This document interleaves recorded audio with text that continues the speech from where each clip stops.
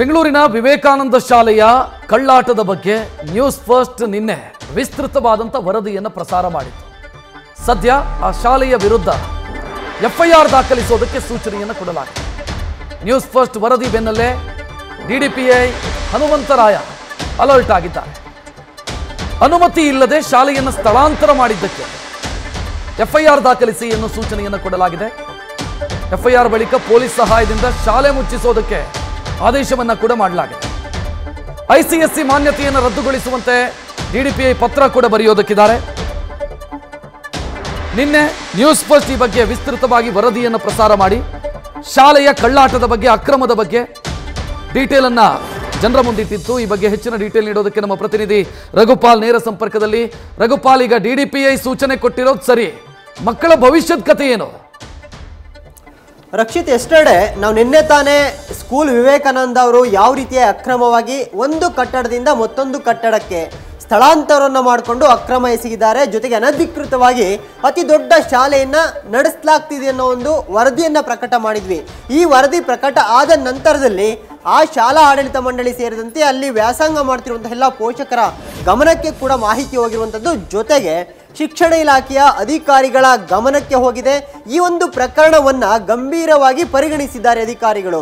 ಜೊತೆಗೆ school Vivekananda management ಅವರು ಯಾವ ರೀತಿಯಾಗಿ ಅಕ್ರಮವನ್ನು ಎಸಗಿದ್ದಾರೆ, ಇಲ್ಲಿ ಅನಧಿಕೃತ ಮಾಡುವಂತಹ ಸಂದರ್ಭದಲ್ಲಿ ಏನೆಲ್ಲ ಮಾಡಿದ್ದಾರೆ ಅದನ್ನ ವಿಸ್ತೃತವಾದಂತಹ ಒಂದು ವರದಿಯನ್ನ ರೆಡಿ ಮಾಡಿದ್ದಾರೆ. ಈ ಒಂದು ವರದಿಯನ್ನ ಈಗ ಡಿಡಿಪಿ ಅವರ ಲೆವೆಲಲ್ಲಿ ಆ ವರದಿಯನ್ನ ಕಮಿಷನರ್ ಶಿಕ್ಷಣ ಆಯುಕ್ತರ ಕಚೇರಿ ಕೂಡ ಸಲ್ಲಿಕೆ ಮಾಡಲಾಗಿರುವಂಥದ್ದು. ಇದಾದ ನಂತರದಲ್ಲಿ ಸ್ಕೂಲ್ ವಿವೇಕಾನಂದ ವಿರುದ್ಧ ಶಿಸ್ತು ಕ್ರಮವನ್ನು ತೆಗೆದುಕೊಳ್ಳಕ್ಕೆ ಮುಂದಾಗಿದ್ದಾರೆ. ಯಾಕಂದ್ರೆ ಕರ್ನಾಟಕ ಶಿಕ್ಷಣ ಕಾಯ್ದೆ ಏನಿದೆ ಆ ಕಾಯ್ದೆಯಲ್ಲಿ ಸ್ಥಳಾಂತರ ಮಾಡುವುದಕ್ಕೆ ಸಂಬಂಧಪಟ್ಟಂತೆ ಒಂದಷ್ಟು ಕಾಯ್ದೆಗಳಿರುವಂಥದ್ದು. ಈ ಎಲ್ಲ ಕಾಯ್ದೆಗಳನ್ನು ಉಲ್ಲಂಘನೆ ಮಾಡಿ ಸ್ಕೂಲ್ ವಿವೇಕಾನಂದ ಅಕ್ರಮವಾಗಿ ಅನಧಿಕೃತವಾಗಿ ಶಾಲೆಯನ್ನು ನಡೆಸಲಾಗ್ತಿರುವಂಥದ್ದು. ಇದೀಗ ಡಿಡಿಪಿ ಅವರು ನ್ಯೂಸ್ ಫಸ್ಟ್ಗೆ ಮಾಹಿತಿಯನ್ನು ಕೊಟ್ಟಿದ್ದಾರೆ.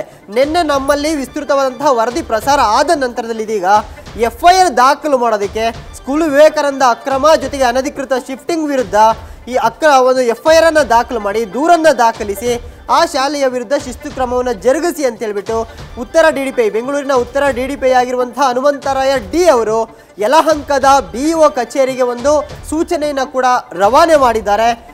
ಇದನ್ನ ಹೊರತುಪಡಿಸಿ ಜೊತೆಗೆ ಇದೊಂದು ICSE ಶಾಲೆ ನಡೆಸಲಾಗ್ತಿರುವಂಥದ್ದು.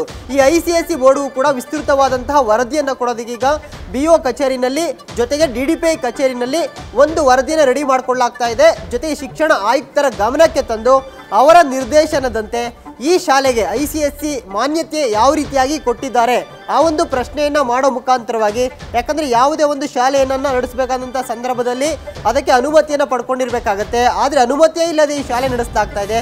ಈ ಕಾರಣಕ್ಕೋಸ್ಕರವಾಗಿ CBSE ಬೋರ್ಡ್ನಿಂದ ಕೊಟ್ಟಿರುವಂಥ ಮಾನ್ಯತೆಯನ್ನು ಕೂಡ ರದ್ದು ಮಾಡಬೇಕು, ಶಾಶ್ವತವಾಗಿ ರದ್ದು ಮಾಡಬೇಕು ಅನ್ನೋ ಒಂದು ಪತ್ರವನ್ನು ಕೂಡ ಬರೆಯೋದಕ್ಕೆ ಇದೀಗ ಅಧಿಕಾರಿಗಳು ಸಿದ್ಧತೆಯನ್ನು ಕೂಡ ಮಾಡಿಕೊಳ್ಳಲಾಗ್ತಿರುವಂಥದ್ದು.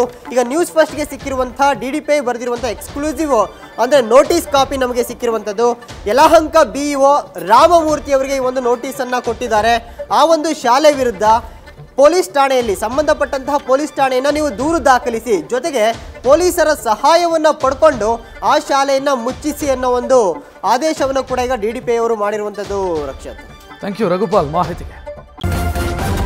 ನ್ಯೂಸ್ ಫಸ್ಟ್ ನಿರ್ಭೀತಿಯಿಂದ ನಿಮ್ಮ ಪರವಾಗಿ.